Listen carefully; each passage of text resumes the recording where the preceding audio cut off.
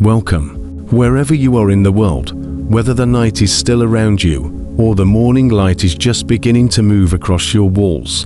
Take a slow breath and let the noise of the day fall away. You are here now, listening, and together we will travel backward, beyond memory, beyond the written word, beyond even the earliest trace that history allows us to see. If you enjoy wandering through deep time and hidden questions, I invite you to like this episode and subscribe, so you can join this journey whenever you wish. And tell me, where and what time are you listening from? Are you in a quiet kitchen before sunrise, or walking under the stars, letting them listen with you? Now, imagine this. 100,000 years ago, long before the first cities, before the pyramids, before agriculture itself, the earth was alive with people who looked up at the same sky you see now. They breathed the same air, felt the same rain, and wondered what waited beyond the horizon. Science tells us they hunted, gathered, and painted on cave walls. Yet what if there was more? What if, hidden beneath those millennia of soil and sea, there once pulsed a civilization not primitive, but advanced, different in form, perhaps, but vast in knowledge? It is easy to think of progress as a line, climbing slowly toward the present. But Earth is not a line. It is a circle. Its memory folds back upon itself. Mountains rise and vanish. Continents drift apart and come together again. In that endless motion, how much could be lost? When we look at the geological record, we find scars of ancient floods, volcanoes, and impacts. Entire regions were reset in fire and ice. The record of human existence is shallow compared to the planet's age, a thin layer upon a story billions of years long, and yet, within that layer, strange fragments appear, artifacts out of place, patterns that hint at skill, structure, and design that do not fit their supposed era. The question, then, is not simply could there have been an advanced society, but how would we know if there had been? What would remain after 100,000 years of wind, water, and time? The ocean might hold the answer. It has swallowed most of the coastlines that early humans would have known. When the last ice age ended, glaciers melted and the sea rose, drowning the continental shelves where ancient rivers once met the land. If there were cities or settlements built there, they would now be silent beneath hundreds of feet of water. Off the coast of Japan, near Yonaguni, lie stone terraces that resemble steps and platforms, their corners too precise for comfort. Some call them natural formations. Others see the signature of intention. In India's Gulf of Cambay, sonar has mapped what appears to be a submerged grid, with foundations aligned like streets. In the Caribbean, divers have found roads of perfectly fitted stone beneath the waves. Perhaps these are all coincidences, geological tricks, but the mind hesitates before dismissing them entirely, because to look upon something so deliberate, so measured, is to feel the faint tug of memory, as if the planet itself were whispering about what came before. If such a civilization existed, it would not have looked like ours. It might not have built in metal or glass, or sent signals through the air. It might have used the materials and forces we overlook, technologies shaped around the planet's natural resonance rather than against it. Energy harnessed from the Earth's own fields, architecture aligned with the movement of stars and tides. Archaeology, for all its patience, works with fragments, a shard of pottery, a blade, a hearth. But what if the truly ancient engineers built in ways that left no metal trace? What if their greatest monuments were built of thought, pattern, and sound, structures that could fade without decay, leaving only the faintest echo in myth? Consider how myths from every culture speak of ages lost to water, fire, or time. The Greeks told of Atlantis. The Sumerians remembered Eridu, the first city. Indigenous peoples across the world share tales of floods and survival. These stories persist not because they are literal history, but because they carry something we can feel, the sense of a great forgetting. The science of memory tells us that repetition keeps a story alive, even when details shift. What if these flood myths are humanity's way of remembering the end of something real, a collapse so complete that only its rhythm survived in song and symbol? Look deeper, and that rhythm repeats. Everywhere on Earth, ancient monuments align with the sky. Pyramids, stone circles, mounds, and megaliths echo constellations. The pattern suggests not random chance, but intention, as though generations of builders were following instructions they themselves no longer understood. Perhaps those instructions were relics of a knowledge passed down from a time when understanding the heavens was not curiosity, but survival. Some scientists suggest that our species nearly vanished around 74,000 years ago, when the Toba supervolcano erupted. Genetic evidence shows that humanity may have been reduced to only a few thousand survivors. If a complex culture had existed before that catastrophe, it could have been erased completely. What remained might have been only fragments, myths, instincts, and the drive to build again. The idea of a lost advanced society is not only about machines or architecture, it is about what it means to remember.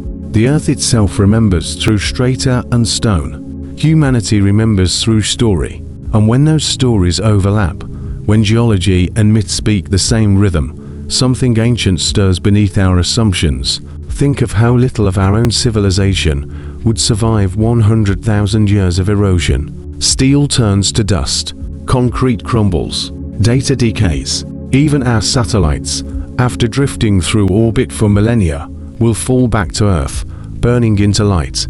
All that might remain are the mountains we carved and the faint traces of geometry in the soil.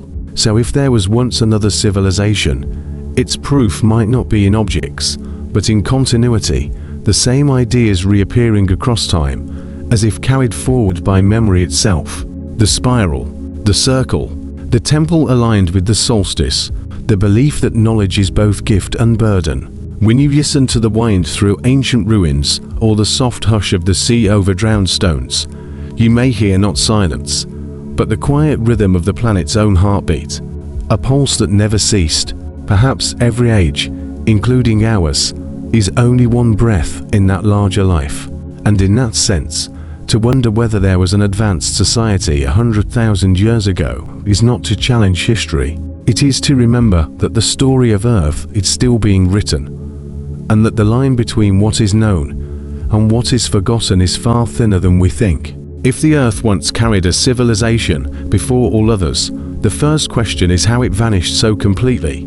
The planet does not keep memories kindly. It buries them under water and stone, recycles them through wind and fire, folds them back into its own bones. The longer we live, the more we begin to see that time is not a river flowing forward, but a tide that washes over itself again and again. Civilization, as we know it, is fragile. It exists on the skin of the planet, in the thinnest layer where weather, ocean, and crust meet. A few thousand years of rainfall can erase entire empires. A shift in the sea can drown centuries of human effort.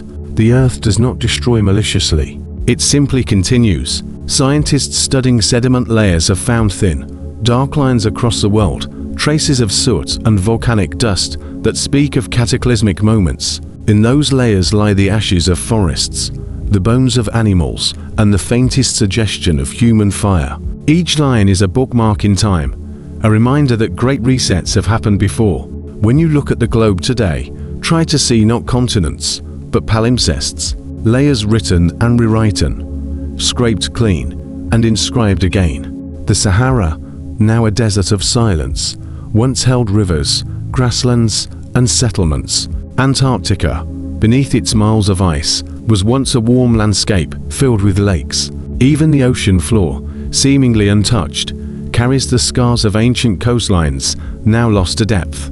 Some researchers have asked whether any trace of industrial activity could survive beyond 10,000 years. The answer, unsettlingly, is almost none. Plastics and metals degrade, cities vanish. Only a few stone structures, perhaps those carved deep into bedrock, might endure.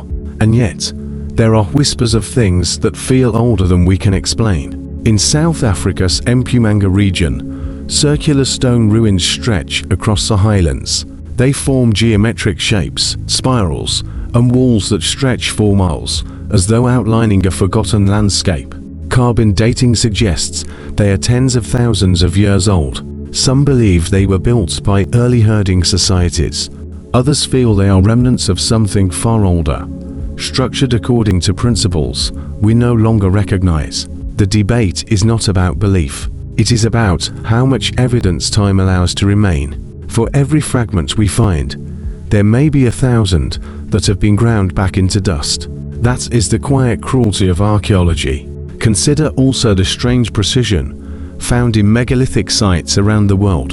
Machu Picchu, Sacsayhuaman, and Ollantaytambo in Peru, Baalbek in Lebanon, the Great Pyramids of Giza, even Göbekli Tepe in Turkey, dated to around 12,000 years ago, emerges from the soil as though awakening from a long sleep. Each structure shares a quiet defiance of time. Their stones fit so perfectly that not even a blade of grass can slip between them. The purpose of such precision remains unclear. Some propose that these places were the product of early genius, evidence of how human ingenuity flourished long before recorded history. Others wonder whether they are echoes of a deeper lineage, hints of knowledge carried through oral traditions that survived an age of collapse. What if, 100,000 years ago, there were people who understood stone in ways we do not, who carved not just for shelter, but for resonance? Stone carries sound. When struck, when chanted to, when aligned in sequence, it vibrates. Ancient structures often align with frequencies of the earth itself. Perhaps they were not only temples or tombs, but instruments tuned to the world's own hum. If that is true, then those who built them were not merely engineers, but listeners. They may have sought harmony with the planet rather than mastery over it. And when that harmony broke, whether by disaster or pride, their silence became our inheritance. In our own time, we have begun to rediscover the scale of what was lost. Satellite imaging, LiDAR, and deep-sea sonar have revealed the faint outlines of cities hidden beneath jungles, deserts, and waves. What appears empty from the ground becomes intricate from the air. Grids of forgotten roads, terraces, and canals that speak of deliberate design. Each discovery adds another thread to the growing tapestry of human antiquity, one that stretches farther back than we once dared imagine. And yet, there is something almost merciful in how the earth hides its past. Perhaps we were not meant to uncover everything at once. Perhaps the planet reveals only what we are ready to understand.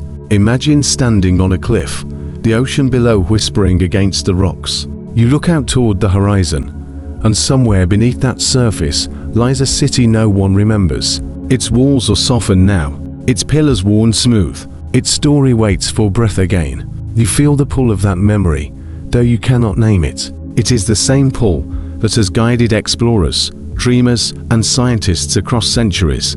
The quiet instinct that says there is more beneath the surface. Some of the most ancient myths speak of the world beginning again and again. Each time, a remnant of the old survives to seed the new. Fire follows flood, light follows shadow. Knowledge never fully dies. It burrows into story, into symbol, into intuition. Perhaps that is the true legacy of an ancient advanced society. Not the ruins, nor the tools, nor the machines, but the instinct that has never left us. The urge to build, to look upward, to wonder. If we inherited anything from them, it may be the restless curiosity that defines our species. The question remains, why did they vanish? Was it climate, or conflict, or simply time itself reclaiming its due?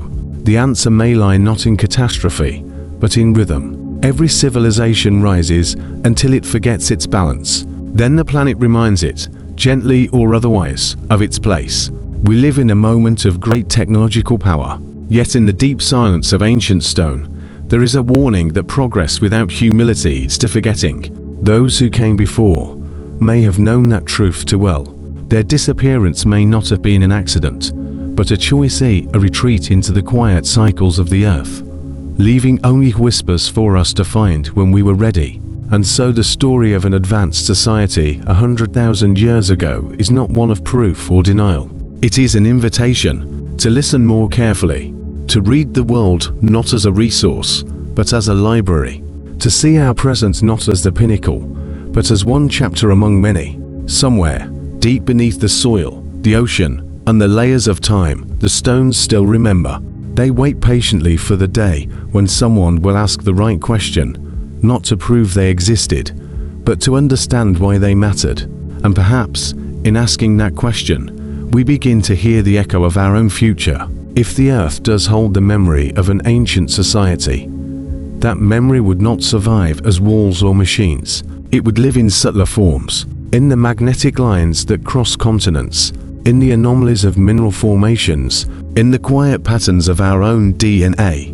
For decades, geneticists have traced the migrations of early humans through mitochondrial DNA, the maternal thread that carries our lineage through time. What they have found is both simple and confounding. Around 70,000 years ago, humanity nearly vanished. A population bottleneck reduced our species to a few thousand survivors. From them, all modern humans descend. Yet there are faint traces, ancient genetic signals that do not fit cleanly into known timelines, fragments that seem older than they should be. Some researchers suggest they could be remnants of hybridization with unknown hominins. Others wonder if they are the echoes of a people who lived long before our recorded history even began. If such a civilization existed, it would not have relied on metal or circuitry. It would have worked with materials that harmonized with the planet rather than resisted it. Stone, sound, light, magnetism, tools that leave no pollution, only subtle impressions. In this way, the landscape itself could have been their archive. Consider how many ancient monuments align not to local geography, but to the stars. The pyramids of Egypt mirror the belt of Orion. The Temple of Angkor Wat reflects the Draco constellation. At Tiwanaku in Bolivia, the Kalasasaya complex aligns precisely with solstices and equinoxes. These designs are not random. They are dialogues with the sky. It suggests that the ancients did not see themselves as separate from the cosmos. They saw the heavens as a mirror of the earth, a guide for rhythm and memory. If there were a civilization before them, perhaps it began that way too, not as builders of cities, but as interpreters of celestial order. When archaeologists uncovered Göbekli Tepe, it reshaped everything we thought we knew. The carvings there, the symmetry of the stones, the animal symbols, all of it appeared at least 6,000 years before the first known cities. It was like discovering a fully formed cathedral built by hunter-gatherers. That contradiction forces us to ask, how much deeper does this story go? Some scientists have suggested that knowledge is not always linear. It can appear, vanish, and return. The same idea might be discovered, forgotten, and rediscovered across eons. If so, the builders of Göbekli Tepe might not have invented their wisdom. They might have remembered it. Our planet, too, remembers. Beneath every desert and sea lie layers that still radiate faint magnetic signals. These signals form loops, waves, and spirals, the fingerprints of shifting poles and ancient energies. The Earth's magnetic field reverses roughly every few 100,000 years. Each reversal scrambles the compass of the world, shifts climates, and disrupts migrations. If an advanced society had once existed, such an event could have erased its entire infrastructure, not by fire or war, but by disorientation. Technology that relied on magnetic or resonant energy would fail. Navigation would collapse. Crops and seasons would change. Survival would become uncertain. And perhaps that is what we inherited. Not their knowledge intact, but their silence. The memory of loss buried so deep it became myth. Floods, fire, gods descending and departing, all of it, metaphors for something the collective human soul could not fully remember, but could never forget. As you move through the world, you can almost sense those fragments hiding in plain sight, in the way ancient megaliths hum faintly when touched, in the quiet familiarity of spiral carvings etched into stone across continents. The same symbols appear in Ireland, in South America, in Australia, and in the Pacific Islands. Spirals, concentric circles, serpentine waves, always the same geometry of energy. What are these patterns, if not attempts to record motion? The motion of stars, of time, of consciousness itself. They are not random decoration. They are language carved in the oldest alphabet we know, shape. It is tempting to imagine that the builders of this hypothetical society were human in form, but perhaps not in mind. They might have perceived reality differently, not as separate objects, but as living vibrations. They might have heard the resonance of stone, seen the pulse of the Earth's energy lines, felt the hum of the atmosphere. To them, technology might have been indistinguishable from prayer. That idea need not drift into fantasy. Even modern physics tells us that everything is vibration, matter, sound, light, consciousness. The difference between an atom of gold and an atom of carbon is only the way it vibrates. In that sense, creation itself is an orchestra of frequency. An ancient civilization attuned to that truth could have learned to compose with it rather than extract from it. And so, when their time ended, by climate, or catastrophe, or choice, their legacy might not have been destroyed, only transmuted. What they built in stone remained as a faint resonance, absorbed by the planet. What they understood about energy have echoed in the myths of later peoples. What they knew of consciousness may have been preserved as intuition, as ritual, as art. You can see hints of it even now, in the way ancient traditions around the world echo the same core symbols. The sacred sound home of India, the serpent of the Americas, the spiral of the Celts, the tree of life from Mesopotamia. Different continents, different epochs, the same pattern of remembrance. It's possible we are not discovering our origins, but remembering them. Each discovery, each excavation, each theory is a faint flicker of recall, the human species slowly retrieving a memory of what it once was. And the deeper we look, the more we realize that history may not be a straight line, but a circle slowly closing on itself. The remnants of that ancient society, if they existed, may not lie in artifacts or ruins. They may live within us. The architecture of our minds, the rhythm of our hearts, the intuition that something vast once preceded us. Evolution is not only biological, it is also psychological, spiritual, cultural.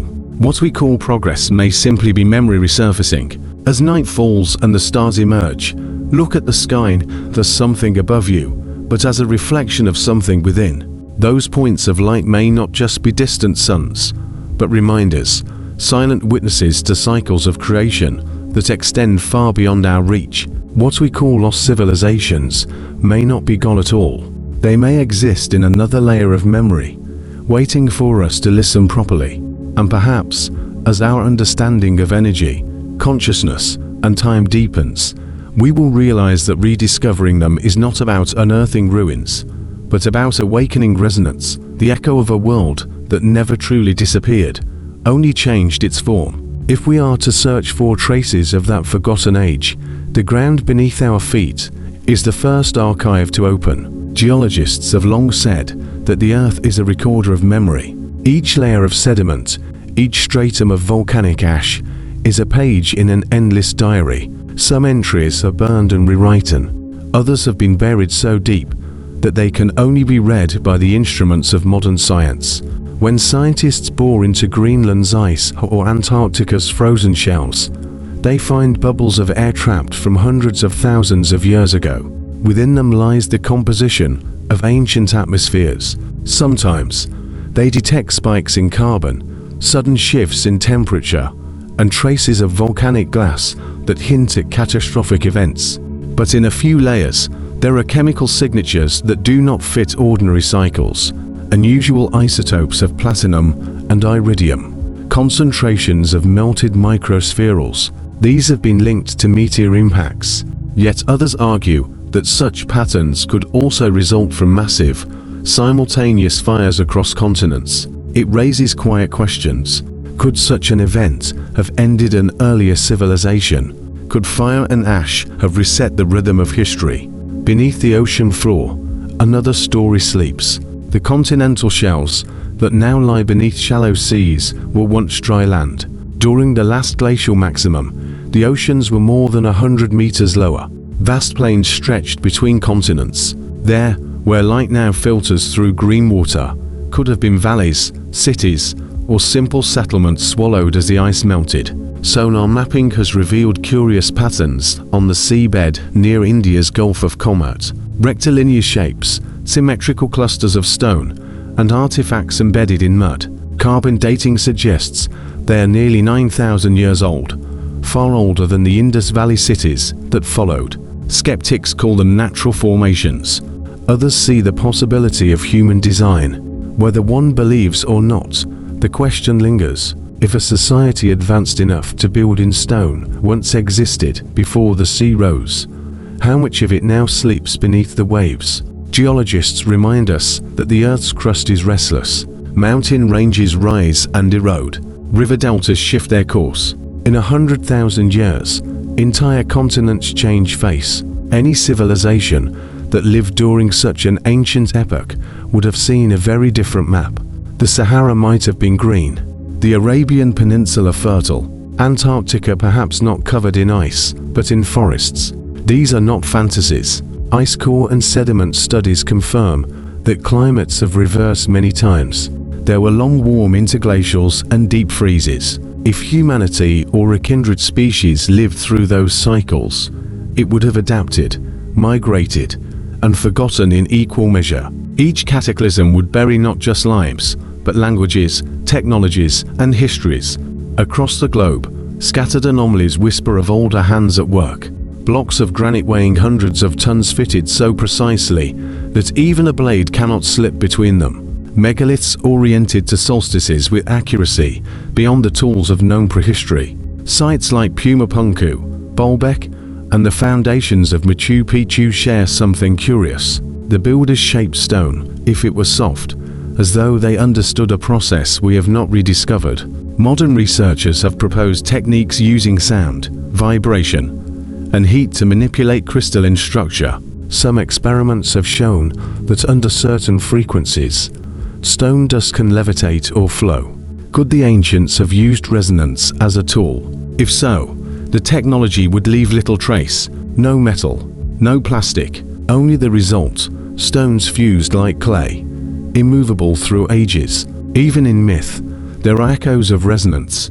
In old Sanskrit texts, architecture is described as a form of harmonic alignment. Structures were not only physical but vibrational, designed to interact with sound and light.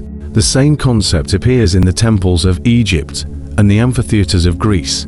Acoustics shaped experience. Perhaps it also shaped construction. Archaeologists tend to separate myth from science, yet sometimes the two converge quietly. In legends across continents, there is talk of the First Age, a time when people could speak to the elements, when knowledge was not written but sung. It is easy to dismiss this as symbolism, but if energy, sound, and matter are fundamentally connected, then such myths might encode a forgotten understanding of nature's deeper language.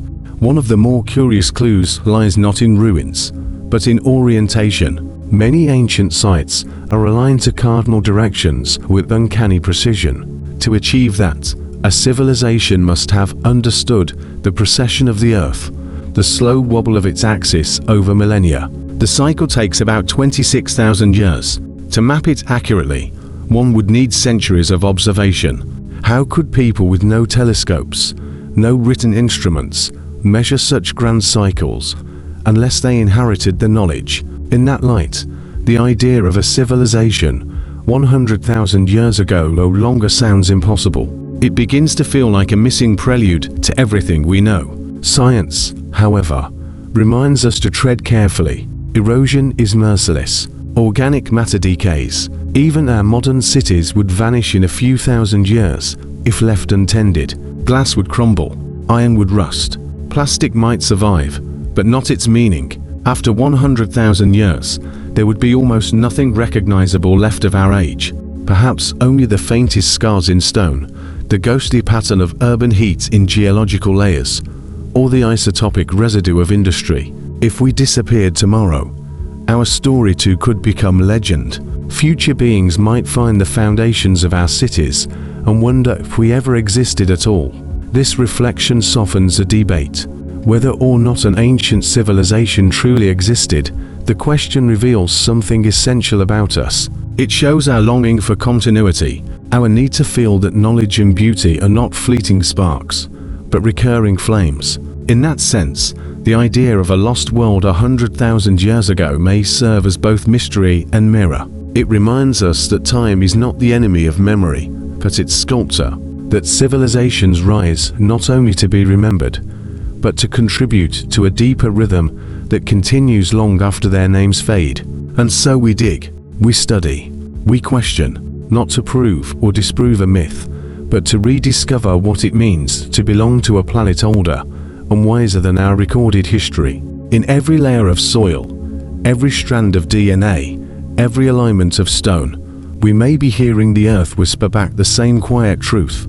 Nothing is ever truly lost. It only waits to be recognized again. Across continents, a faint pattern begins to emerge, as though memory itself had scattered seeds through time. It appears in geometry, in myth, in the way temples face the sunrise, and in the repeated obsession with proportion and balance. Long before written history, people carved circles into stone, arranged monoliths in alignment with stars, and traced spirals that echo the shapes found in galaxies and shells alike. The golden ratio, phi, is spoken of today as a mathematical curiosity, but its essence is much older. It hides in the petals of flowers, the curl of waves, the measure of the human body. Civilizations that never met seem to honor the same geometry. Egyptian temples, Greek statues, Mayan pyramids, all follow proportions that mirror the natural growth of life itself.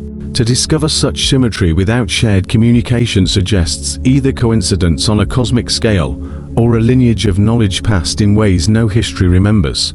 When we look to myth, we see another reflection. Nearly every ancient tradition speaks of teachers from the sky or from the depths, bringers of wisdom who came after a great catastrophe. The names change. Oonnes rising from the sea, Virakaka walking from Lake Titicaca, Quetzalcoatl descending with the morning star.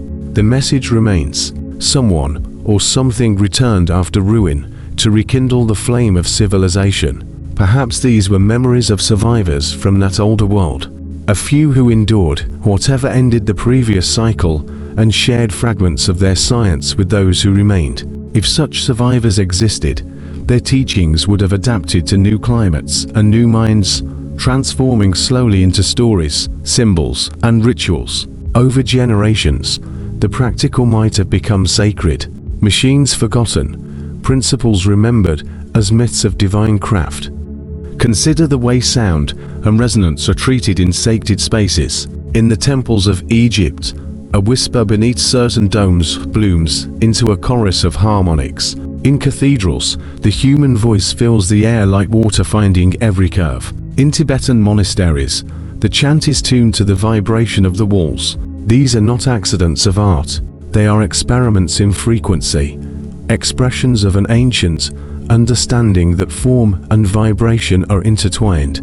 Modern science tells us that everything vibrates: matter, energy, thought itself. If a civilization 100,000 years ago had mastered resonance, its technology might have been inseparable from architecture, from art, from the rhythm of daily life. There would be no wires or engines, no smoke or noise.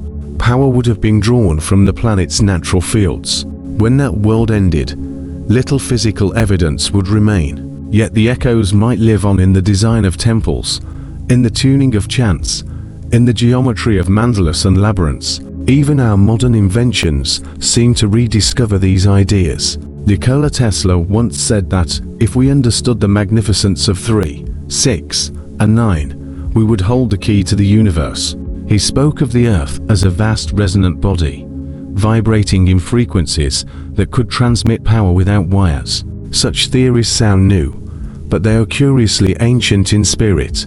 Many megalithic sites are built upon points where the planet's magnetic field lines converge. Standing within them, some feel subtle shifts in perception, a lightness, a hum, a sense of being tuned to something greater. The stones themselves may be instruments, not monuments. Granite contains quartz, and quartz, when compressed or struck, produces an electrical charge. A civilization aware of this could have created resonant structures capable of amplifying sound or generating faint energies, useful for communication or healing.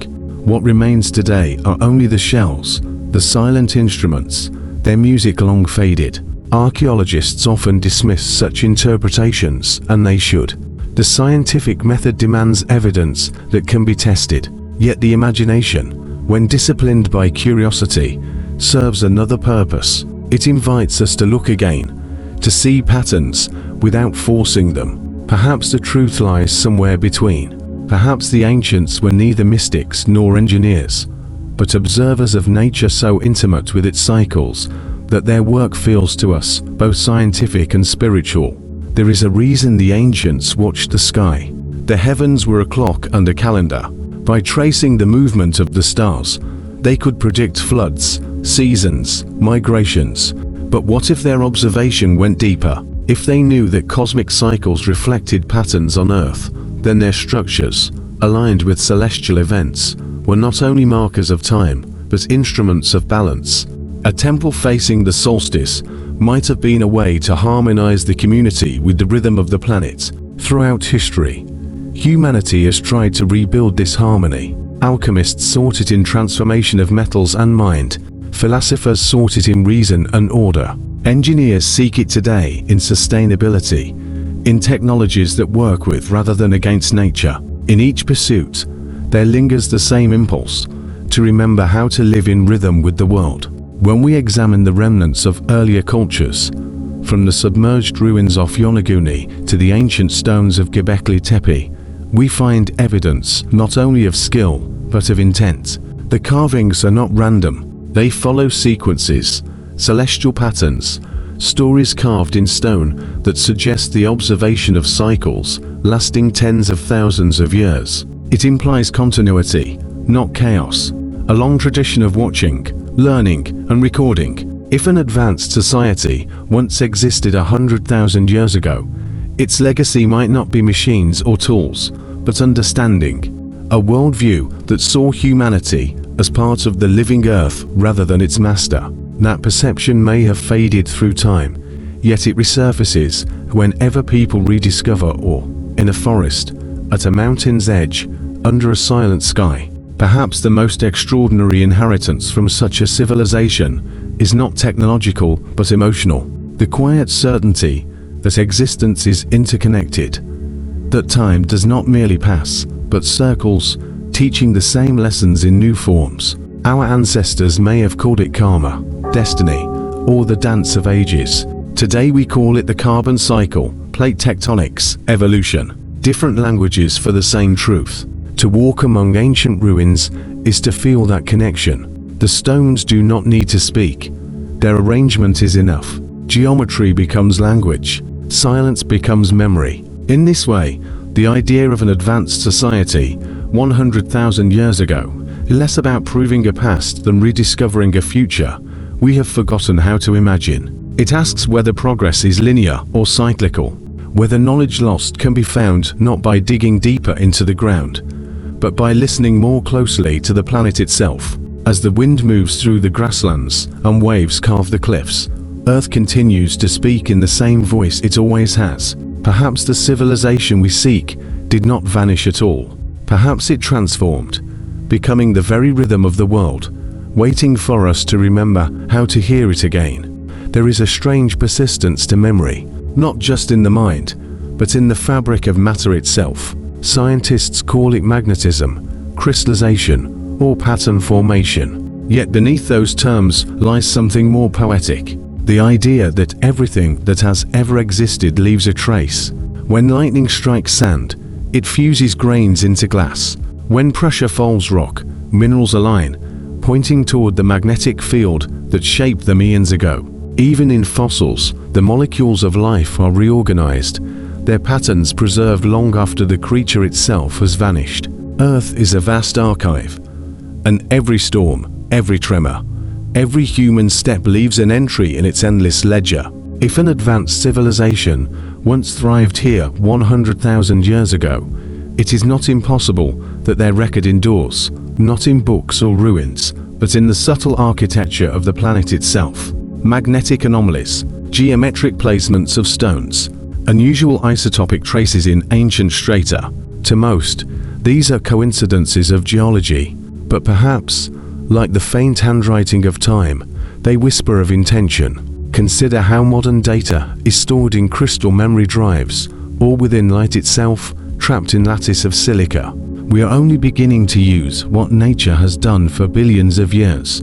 Quartz, one of Earth's most abundant minerals, vibrates with perfect regularity. It can store, transmit, and amplify signals.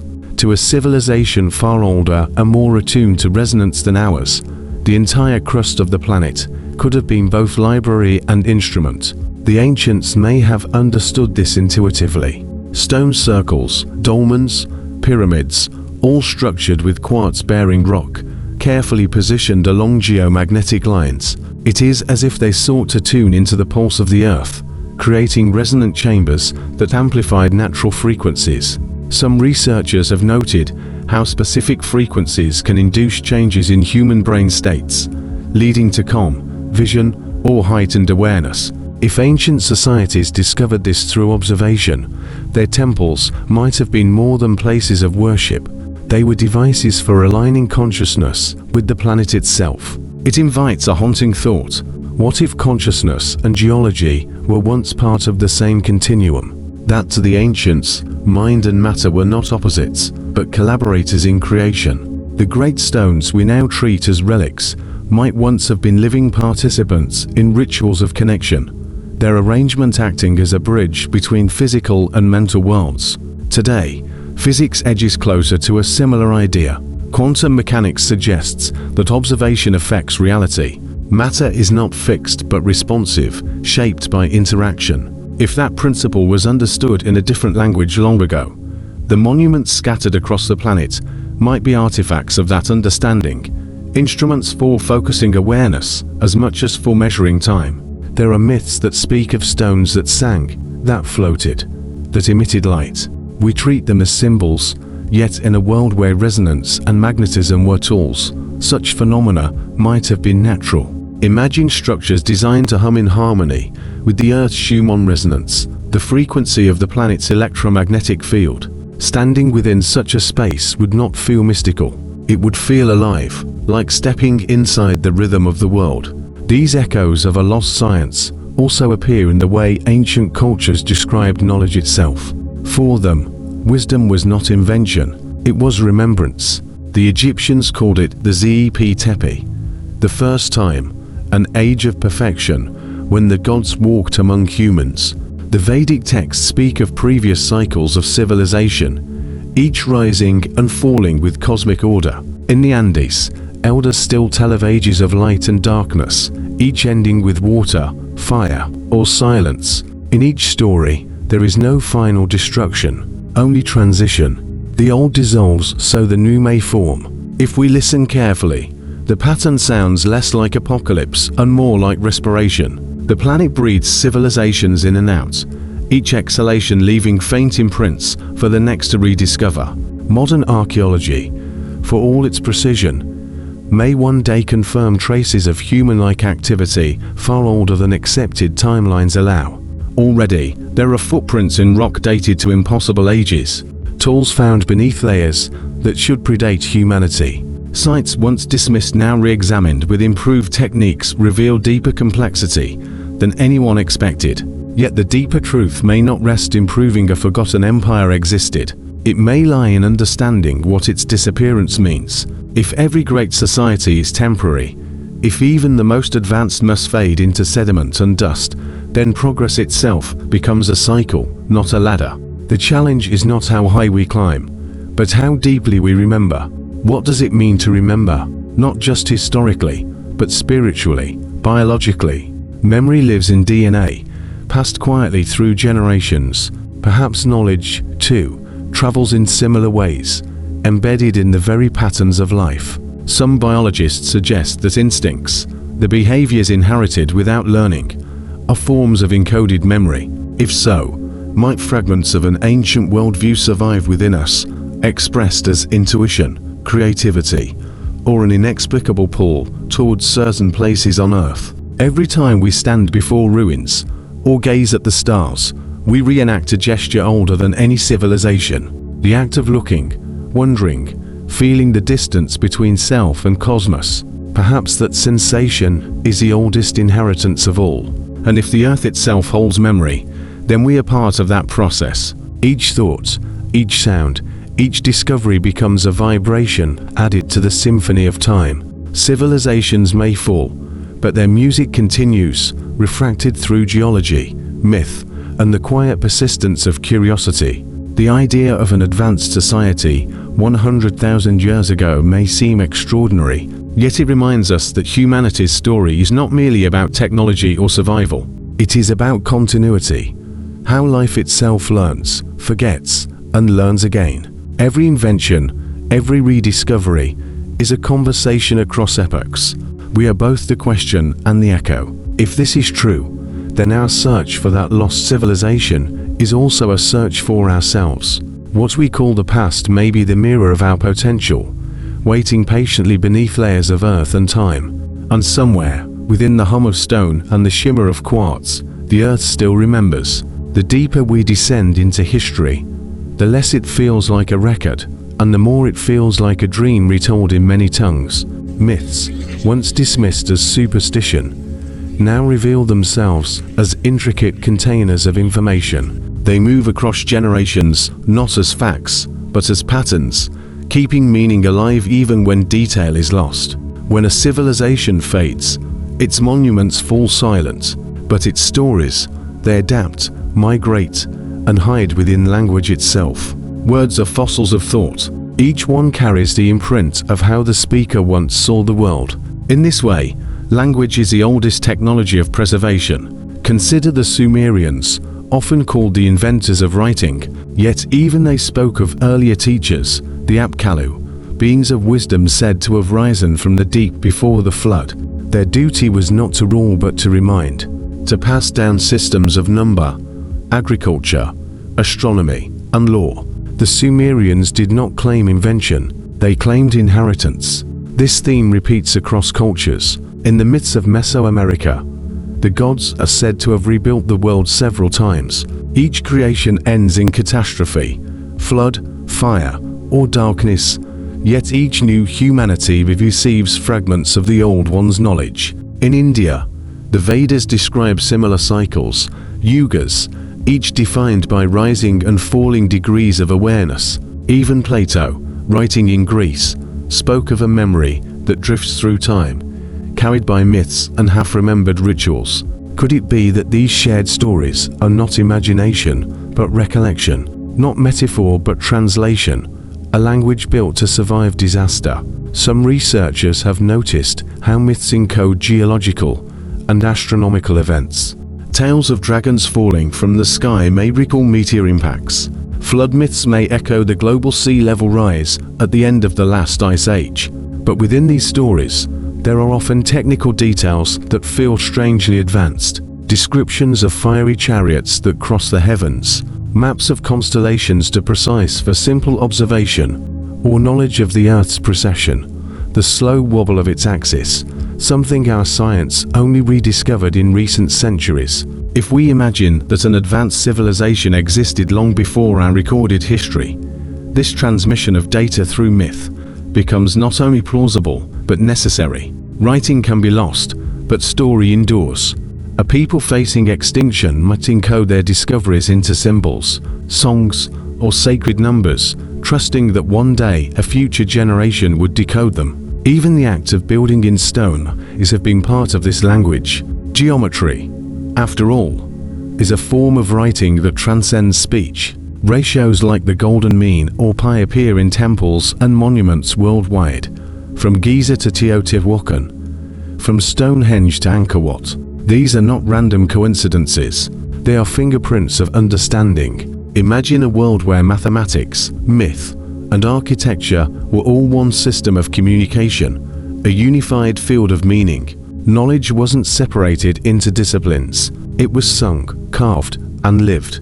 A temple's shape might teach geometry, a ritual's rhythm might encode planetary motion. To live within such a society was to participate in its science, and perhaps this is why fragments of their memory still stir us. When modern scientists detect the Fibonacci sequence in the spirals of shells or galaxies, we feel awe because it resonates with something familiar, something ancient.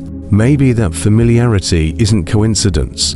Maybe it is the inheritance of minds, once tuned to the patterns of nature, who understood that truth must be expressed through form, as much as through words. Language itself may hold deeper traces. Linguists have long searched for the original mother tongue of humanity, the first language from which all others descended. They find recurring roots, shared sounds, and universal symbols for sky, water, light, and life. This could simply be human convergence, or it could be a signature of common origin, a linguistic echo of a civilization whose voice still reverberates through the world's languages. Even silence, in such a worldview, carries meaning. Ancient mystics taught that the unspoken word, the vibration before sound, was the true origin of creation. Science, in its own way, agrees.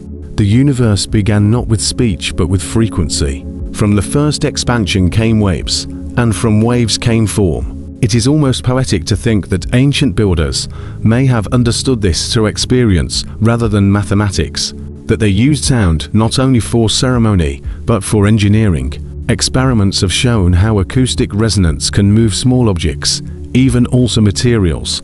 The idea of sound shaping stone once belonged to myth, but it might also be a lost branch of science. When we re-examine history with this lens, many legends take on new meaning.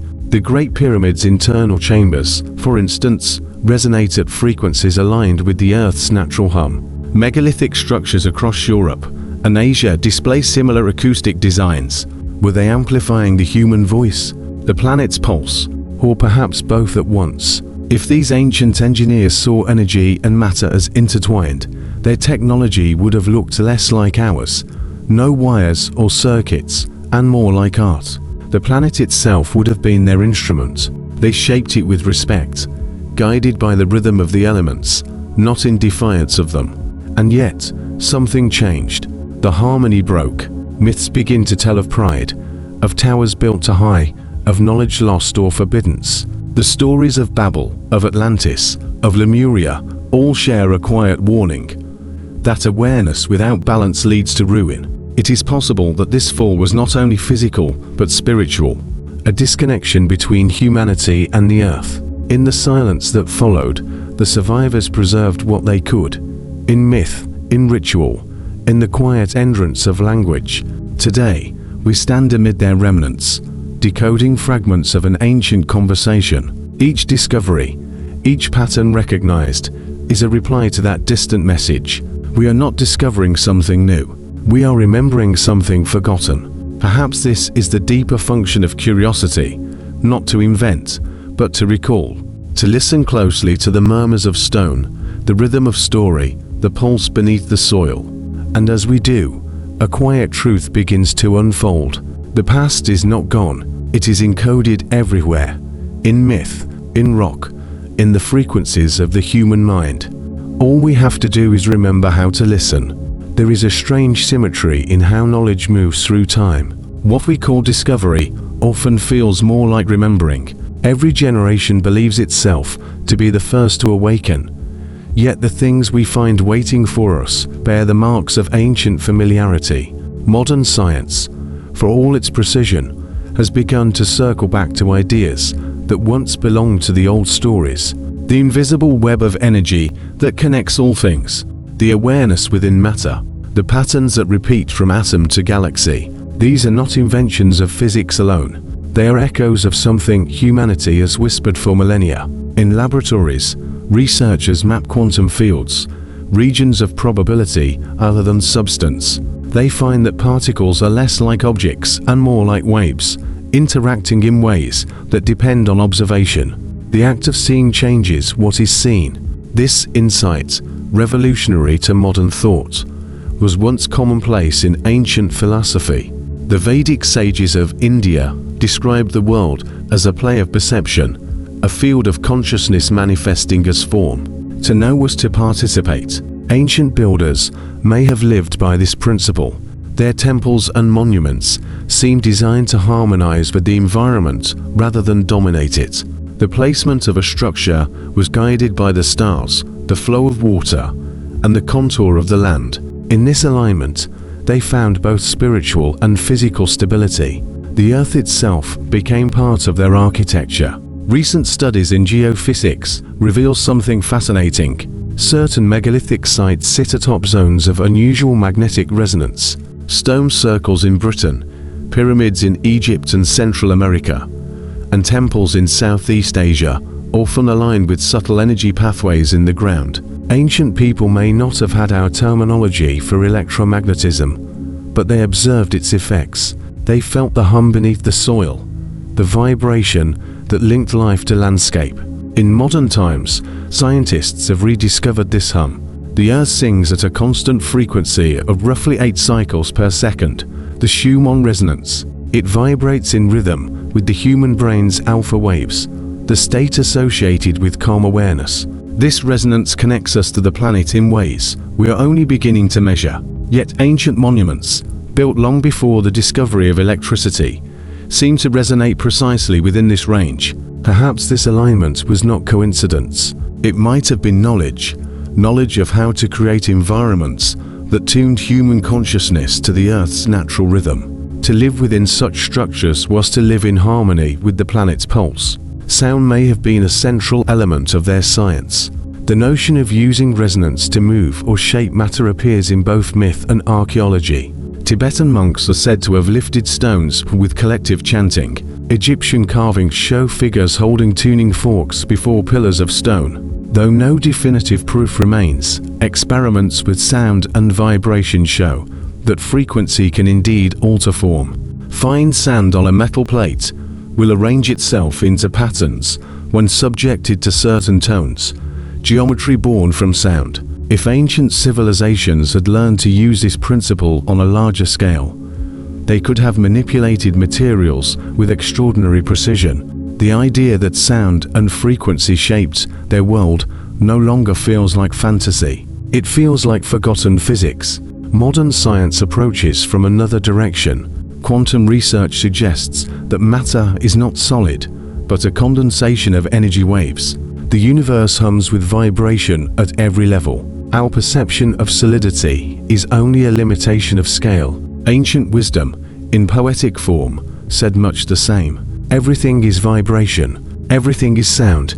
Even Nikola Tesla, one of the most visionary minds of the modern age, echoed this ancient truth. He once said, "If you want to find the secrets of the universe, think in terms of energy, frequency, and vibration." Tesla's experiments with wireless power and resonance drew from the same natural harmonics that ancient builders may have once understood.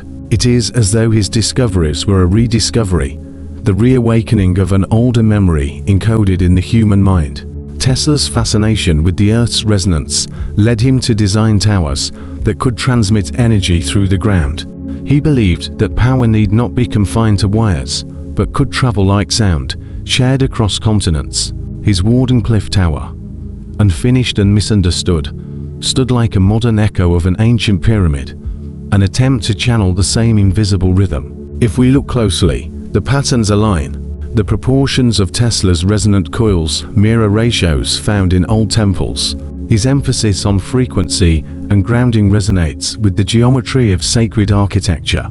He might never have intended to echo ancient design, yet intuition guided him toward it, as though the knowledge was waiting, dormant, beneath the surface of progress. This raises an intriguing possibility. Perhaps human innovation is cyclical. Each year arises, rediscovers fragments of ancient insight, then translates them into the language of its time. The symbols change, but the essence remains. The story of civilization becomes not a straight ascent, but a spiral, always moving forward, yet returning again and again to the same fundamental truths. Modern fields like cymatics, studying the shapes produced by sound, and quantum coherence, exploring order in living systems, begin to brush against ideas that our ancestors once lived by. The line between science and spirituality grows thinner, not because we are abandoning reason, but because we are beginning to understand that reason itself is part of a larger pattern. The old myths told us the universe was alive, that stones could speak, that stars had purpose. To the modern mind, such notions once sounded naive, yet as science deepens, it begins to describe a cosmos more interconnected and conscious than we ever imagined. Every particle communicates with every other. Every wave carries information. The distinction between observer and observed dissolves. What remains is a field of relationships, the very fabric of existence. In this, the ancients may have seen what we are only beginning to name. Their monuments were not merely symbols of power. They were instruments of connection, designed to remind future generations that life and matter are one. When we rediscover such truths, it feels both humbling and familiar. We realize that the future and the past are not in opposition. They are partners in a single unfolding story, one that began long before recorded time and continues through us. The civilization that might have existed 100,000 years ago may be gone entirely. It may live on in the quiet resonance between stone and sky, between thought and vibration, between the memory of the earth and the curiosity of the human mind. We are not the end of their story. We are its continuation. If a civilization had once thrived 100,000 years ago, its remains would not rest on the surface. Time buries its secrets deeply. Oceans rise, ice grinds continents. Forests reclaim what stone once claimed. The earth erases, not with malice, but with patience. Yet even the most patient planet leaves faint marks of memory. Across the world, there are signs that seem older than history allows. The granite foundations of ruins in South America, the submerged terraces near Japan's Yonaguni coast, the colossal stones at Baalbek, each hints at methods that appear beyond the skill or tools of their recorded builders. These sites have puzzled archaeologists for decades. Most are explained within known timelines, yet certain features remain stubbornly out of place. Tool marks vanish into polished precision. Weight and scale defy mechanical explanation. Some geologists have noted that parts of these structures rest on bedrock layers far older than their supposed age. Radiocarbon dating measures the organic material around them, not the stones themselves. If civilizations once worked stone before the last great glaciation, the evidence might lie beneath strata we have yet to uncover. Beneath Greenland's ice, radar scans reveal what appear to be rectilinear patterns. They could be natural formations, pressure ridges, or perhaps the geological memory of something crafted long ago. Antarctica, once temperate before its shift to the pole, also hides subglacial anomalies that resemble geometric outlines. Modern instruments record their presence. That ice thicker than a mile guards their form. To reach them would mean drilling through time itself. In the genetics of humanity, there are other hints. Around 70,000 years ago, a bottleneck occurred, a drastic reduction in population, followed by rapid expansion. Something immense altered the course of human survival. A volcanic eruption, an environmental collapse, or perhaps the fall of an earlier civilization. Our DNA carries the silence of that event, a gap where memory once lived. Mitochondrial studies show unexpected variations that do not neatly trace along the known paths of migration. Ancient interbreeding with mysterious hominins, such as the Denisovans and the recently identified Red Deer Cave people, suggests that our species interacted with others who vanished without record. Their technology, their knowledge, might have left impressions on our development not through writing, but through shared instinct. It is possible that certain inherited aptitudes, our understanding of geometry, our affinity for rhythm, our instinct to measure the heavens, are echoes of something ancient, not learned anew, but remembered. The alignment of ancient sites supports this subtle inheritance. Across continents and epochs, human builders have placed monuments in relation to solstices, equinoxes, and the rising of specific stars. The same celestial alignments appear in Egypt, Mesoamerica, and the British Isles, though separated by oceans and eras.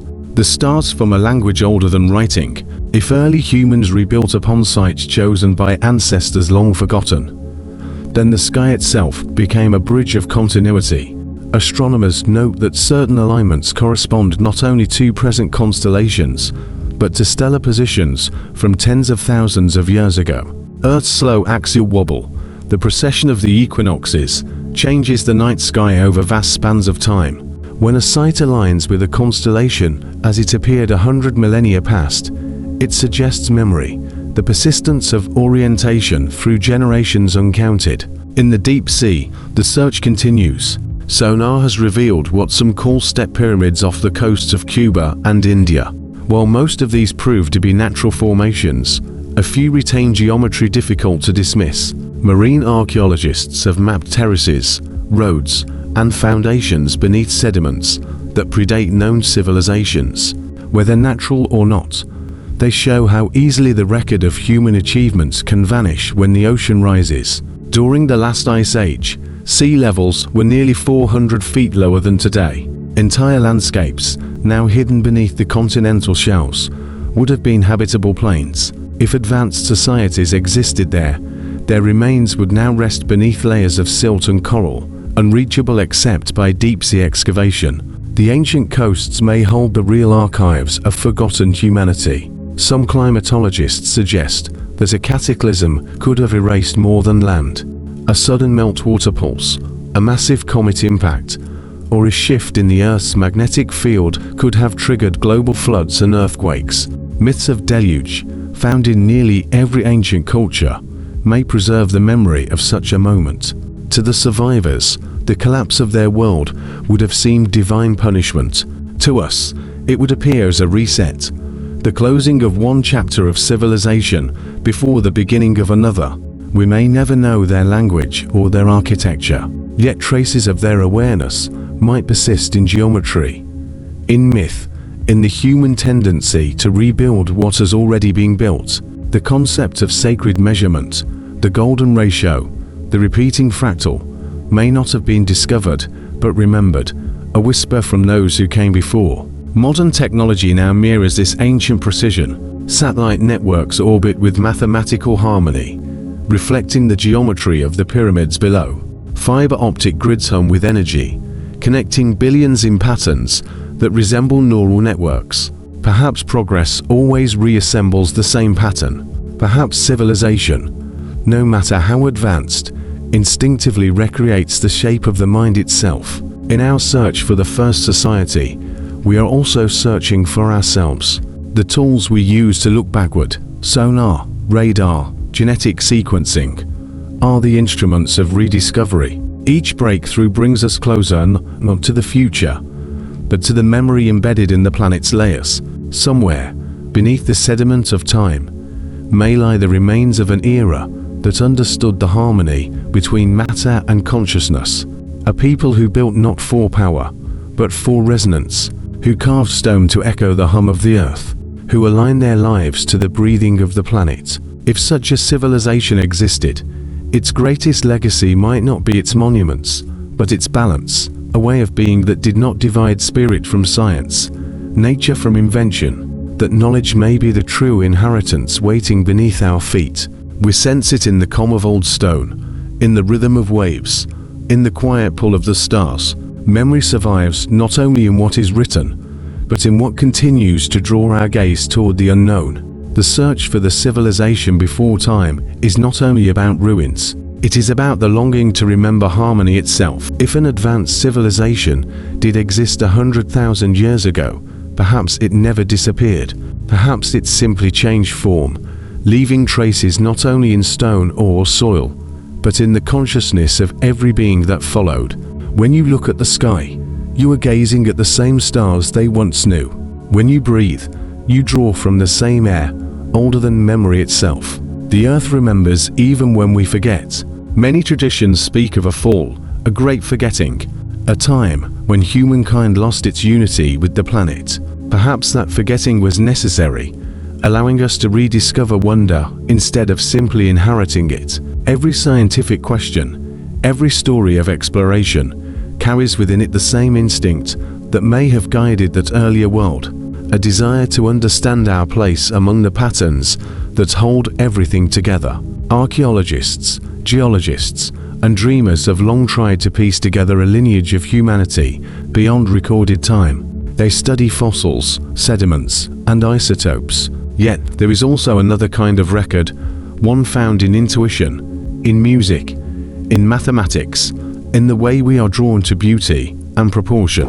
It is as if knowledge flows like a tide, sometimes rising, sometimes receding, always returning in a different form. If we listen carefully, we can still sense the pulse of those forgotten ages, the rhythm of ancient builders echoed in the hum of modern machines, the same symmetry found in temples, reappearing in circuits and data, the same awareness of vibration that once shaped megaliths, now shaping the quantum fields of physics. Our civilization, for all its novelty, might only be another cycle in a pattern that stretches beyond imagination. In this way, the past is not a foreign land, but a deeper layer of the present. The tools have changed, but the mind that made them may not have. The same curiosity, the same drive to harmonize with the unseen, persists. The ancients built in stone, we build in code. Both are expressions of the same yearning to give structure to the invisible.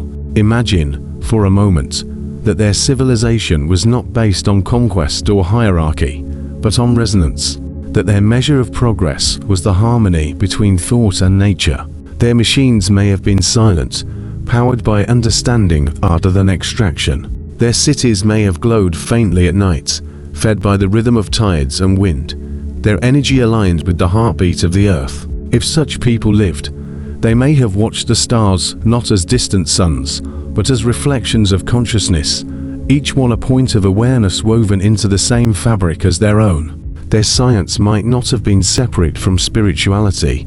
Their mathematics might have been a kind of prayer. Then came the shift, a long night of ice, of memory buried under frost and flood. Only fragments survived. Stories of golden ages, gods who walked the earth, teachers who came from the sea or sky. Those myths may be the scattered syllables of something once whole. Over generations, the fragments became legend. Legend became religion. Religion became silence. And yet, we still feel the echo. When we stand before ruins older than history, when we see geometry repeated across continents, when we experience a moment of inexplicable recognition, something within us stirs. It is not imagination, it is remembrance. Modern science is beginning to see what the ancients may have known intuitively, that the universe is a network of vibration, that energy and matter are one continuous process, that time itself may not be linear, but cyclical, an ocean of recurring patterns. Within those patterns, perhaps consciousness is not born from matter, but matter from consciousness. The same awareness that built atoms may have built civilizations, and through us, continues to build still. If this is true, then our search for lost worlds is also a search for the deeper truth of what it means to be alive. Each discovery, each hypothesis, is a mirror reflecting something eternal within us. The question is not only did they exist, but how much of them still exists in us. The answer may not come in the form of proof. It may come in the stillness of realization that we are the continuation of every dream, every rise and fall, every attempt to align ourselves with the mystery of existence. The advanced civilization of 100,000 years ago have ended. It may have become us, fragmented, rediscovering itself through our curiosity, our technology, our art. And if so, then perhaps our greatest responsibility is not to mourn what was lost, but to live in a way that would have made sense to them, to build not against the planet, but with it, to remember that knowledge without reverence becomes noise, to rediscover that science and soul are not enemies but siblings. So when you look out at the night sky, imagine those ancient minds gazing back. Imagine that the same questions you ask have been asked for ages, not out of fear, but out of wonder. The same wonder that led them to shape the earth and align with the heavens. The same wonder that now guides our hands across keyboards and telescopes.